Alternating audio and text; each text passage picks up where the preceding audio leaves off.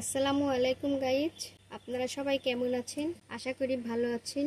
আমিও আপনাদের দোয়ায় অনেক অনেক বেশি ভালো আছি। প্রতিবারের মতো এবারও নতুন একটি ভিডিও নিয়ে আপনাদের মাঝে হাজির হয়েছি। তো আজকের ভিডিওতে কি থাকছে আপনারা দেখতে থাকুন, সঙ্গে থাকুন। একটা কড়াই চুলোর উপরে বসিয়ে দিয়েছি। কড়াইতে পরিমাণ মতো সয়াবিন তেল দিয়ে দিব। চিংড়ি মাছ দিয়ে দেব। চিংড়ি মাছগুলো লাল করে ভেজে নেব।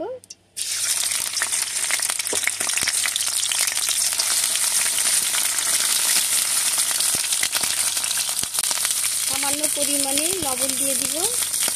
সামান্য পরিমাণে হলুদের গুঁড়া দিয়ে দিব। এইবার চিংড়ি মাছগুলো নেড়ে চেড়ে ভালো করে ভেজে নেব।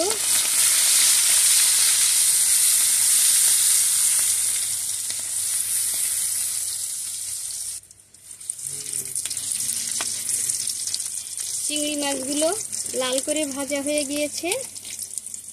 এখন এর সঙ্গে আমি অন্য মশলা দিয়ে দিব। পেঁয়াজ, আদা, রসুন বাটা দিয়ে দিব। কাঁচা ঝাল দিয়ে দিব।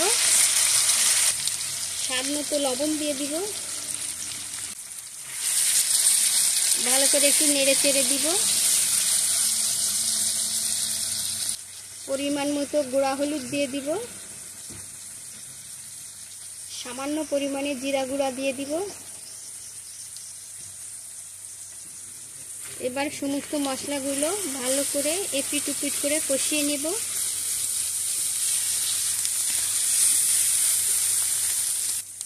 এখন দিয়ে দিব সামান্য পরিমাণে নারকেল বাটা।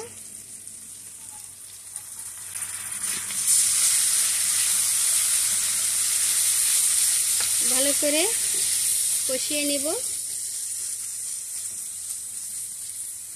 গাইস, মশলা কষানোর উপরেই তরকারির স্বাদ নির্ভর করে। মশলা যত বেশি কষানো হবে তরকারির স্বাদটাও তত বেশি হবে। তলা লেগে না যায় মশলাটা, সামান্য পরিমাণে পানি দিয়ে আমি মশলাটা ভালো করে কষিয়ে নেব। মশলা ভালো করে কষানো হয়ে গিয়েছে। যে মশলা থেকে তেল ছেড়ে দিয়েছে, এখন এর সঙ্গে কচুরলতিগুলো দিয়ে ভালো করে নেড়ে চেড়ে নেব। কচুরলতিগুলো দিয়ে ভালো করে এপিট উপিট করে কষিয়ে নেব।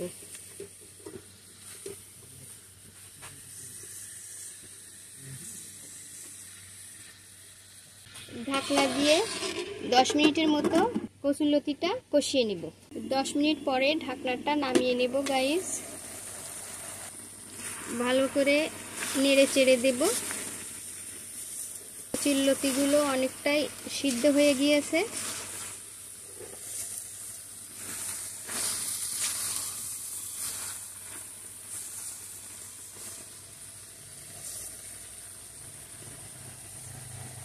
এবার ঝোলের জন্য সামান্য পরিমাণে পানি দিয়ে দিব।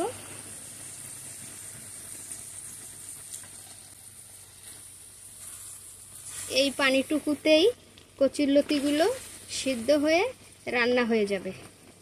আবার ঢাকনা দিয়ে কিছুক্ষণ রান্না করে নেব। ঢাকনাটা নামিয়ে নেব। কচুরলতিটা ভালো করে নেড়ে চেড়ে দেব। কচুরলতি অনেকটাই সিদ্ধ হয়ে গেছে, প্রায় শেষের কাছাকাছি।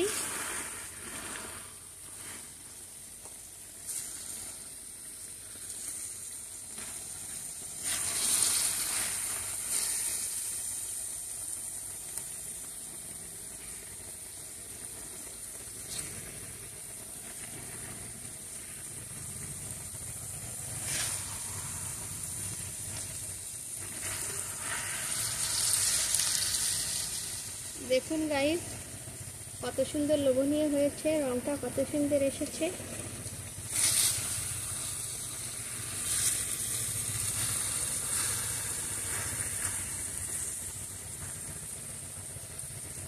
তো গাইস, নারকেলের দুধ চিংড়ি মাছ দিয়ে কচুরলতিটা রান্না হয়ে গিয়েছে। এখন নামিয়ে নেব।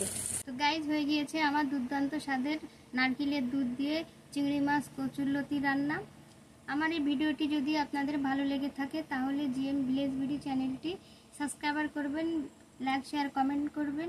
এখানেই শেষ করছি। ফিরে আসবো নতুন কোনো ভিডিও নিয়ে। সেই পর্যন্ত আপনারা ভালো থাকুন, সুস্থ থাকুন। আল্লাহ হাফেজ।